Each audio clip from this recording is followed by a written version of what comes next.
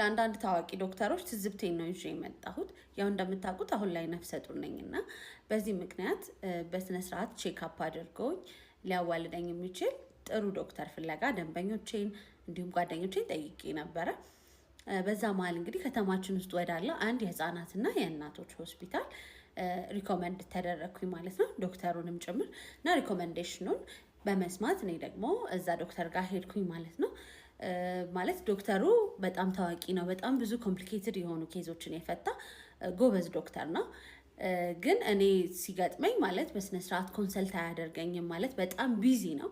እሱን ለማግኘት የእውነት እንደ መንግስት ሆስፒታል ባለቤቴ 12 ሰዓት ሄዶ ወረፋ ጠብቆ ከዛ እኔ ደግሞ ተመልሼ 3 ሰዓት አብረን እንሄዳለን ማለት በጣም ዋጋ ከፍለን ነው የምንገባው ማለት ነው እሱ ጋር እና የሁሉ ሰዓት ቆይተን ብታምኑም ባታምኑም ጨምሮ 2 ደቂቃ የማይሞላ ነው የሚያማክረን ማለት ነው።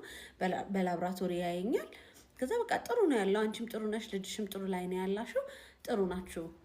ኦኬ እሺ፣ ምንድነው ማድረግ ያለብኝ? እንዴት መብላት አለብኝ? እንዴት ነው መተኛት ያለብኝ? ምን ላድርግ ምን አላድርግ ማለት እንደ መጀመሪያዬ ምንም የማውቀው ነገር የለምና ያው ከዶክተር ነው በዋነኝነት አድቫይዝ የምንፈልገውና ስጠይቀው በቃ ምንም ዲቴል ኢንፎርሜሽን አይነግረኝም። በቃ ቀለል አድርገው ይሄን ብታደርጊ እንዴት ልተኛ፣ ኢትስ ኦኬ፣ በጀርባሽም በቀኝም በግራም ብተኝ ችግር የለውም፣ ግን በተቻለሽ መጠን በግራሽ በዛ ብታደርጊ ጥሩ ነው። በቃ እንዲህ በጣም ቅልል ያሉ ትንሽዬ ነው መልሶቹ ራሱ ማለት ነው። እና በጣም ግራ ይገባኝ ነበር። ምንም የማውቀው ነገር የለም፣ ምን ማድረግ እንዳለብኝ አላውቅም። እና በቃ ከዛ ሌላ ሰዎች መጠየቅ ጀመርኩኝ።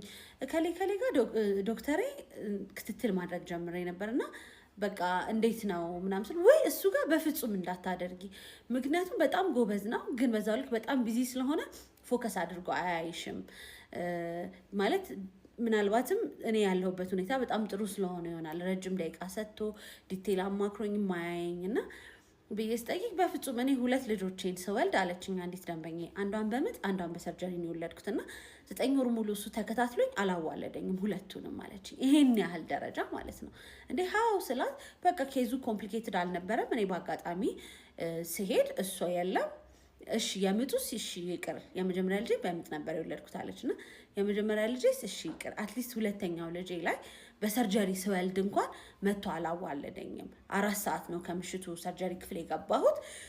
ሲደወለትም በቃ እናንተ ስሯት ነው የተባለው እና በዛ ምክንያት ኢቭን ሰርጀሪ መግል ሁሉ ይዞ ነበረ ብላ በቃ በጣም ስታወራኝ ማለት እንደ መጀመሪያ ነፍሰ ጡር ምንም ክሉ የለኝም።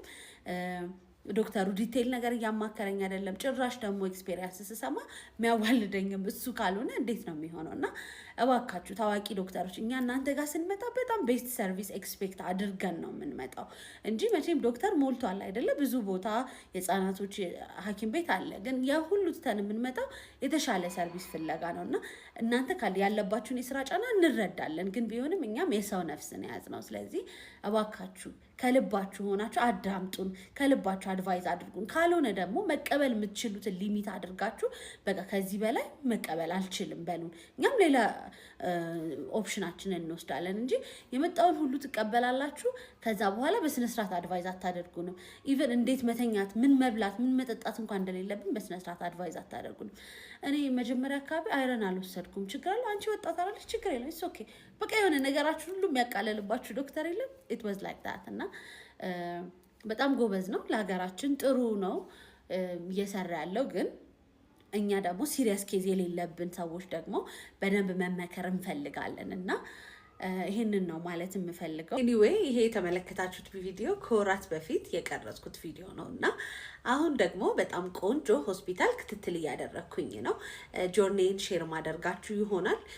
ሆስፒታሉንም ዲቴል ቼክ ካደረግኩኝ በኋላ ለሌሎች ነፍሰ ጡር እናቶች ሪኮመንድ ማደርግ ይሆናል ማለት ነው እና በዚህ አጋጣሚ እንግዲህ ነፍሰ ጡሮችዬ በርቱልኝ። ዶክተራችሁ ኤኒታይም ካልተመቻችሁ ያው ከእግዚአብሔር በታች እነሱ ስለሆኑ ያሉልን ኤኒታይም ለመቀየር አትሳቀቁ ለማለት ነው። አመሰግናለሁ።